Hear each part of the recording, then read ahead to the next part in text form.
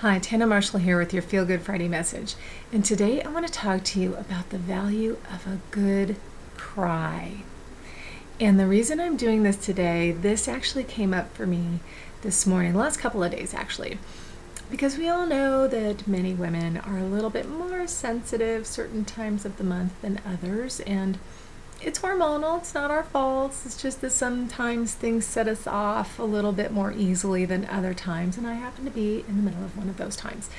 And I actually, during my meditation this morning, out of the blue, I started thinking about my first cat and when I had to put her to sleep. And I was just, I just found my eyes leaking uncontrollably during my meditation, but it's a good thing. And this is why I want to talk about this with you, because I make a point of crying on a regular basis, even if I have nothing to cry about, because it's such a good release for your body. Because we go around all the time so tense and holding everything in and trying to be strong and juggling everything and just not ever getting into a state of release. And I talk about relaxing a lot, and this is kind of relaxation, but it's totally different. It's really a release. It's a way of surrendering whatever you're feeling and just letting it out. Because a lot of times we feel that makes us vulnerable, or it makes us look vulnerable, and we don't want to appear that way to other people. And believe me, I like to do my crying in private, especially my therapeutic crying. I used to take a shower in my old apartment. I would always take a shower by candlelight, but if I felt like I needed one of those little crying spells, I'd go take a shower, because you're all wet anyway, so who cares? And it's very private, not that it mattered because I lived alone, but I just felt really good. And back then, what I would think about to get myself going, because it felt kind of far off in the future, but yet I knew it was inevitable, I would think about my dad dying, and I would think about my cat, the one I was thinking about this morning. I would think about my cat dying. And both of those things just totally got me going, got the river flowing. And it was good. And when I was done, I just felt so much better. I felt so much lighter. And when I first realized the value of a good cry, it was a little over 20 years ago when one of my best friends died of AIDS. And this came on so suddenly. I'd never had a close friend pass away before. I had just found out he was sick. He didn't look sick. He didn't tell me anything before he got this final diagnosis, when he started going downhill. And within a month, he was gone. And I had such a hard time holding it together. And it was okay because he was a coworker. And so everyone at work was obviously upset as well. So I kind of had that support of everybody else going through the same thing with me. But my immediate coworkers in my office didn't know him that well. And I shared an office with two other people, and I just told them, look, I'm going to be crying all the time. I don't know how long this is going to go on, but just ignore me, just deal with it. This is going to be happening. And I just let it out. I let myself cry whenever I felt like it, for as long as I needed to cry, and it always felt so good. And for a really long period of time there, I never got sick. And I noticed that, and that's when I started making a point of doing this on a regular basis.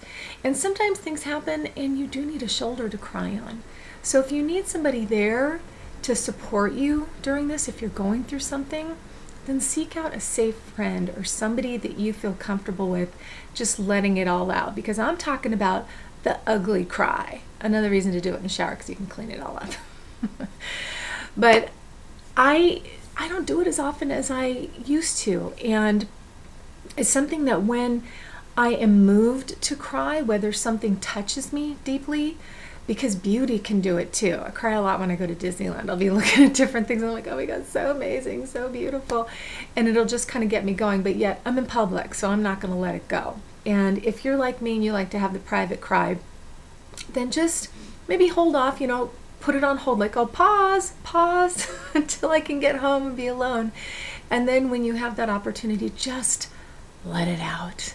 And when you cry, just think about it. Just think about the idea of crying and how much of a relief and a release it is. And I know that when I need it, because I've been so tense, because I've been trying to control everything and stay on top of everything and make sure that everything's done.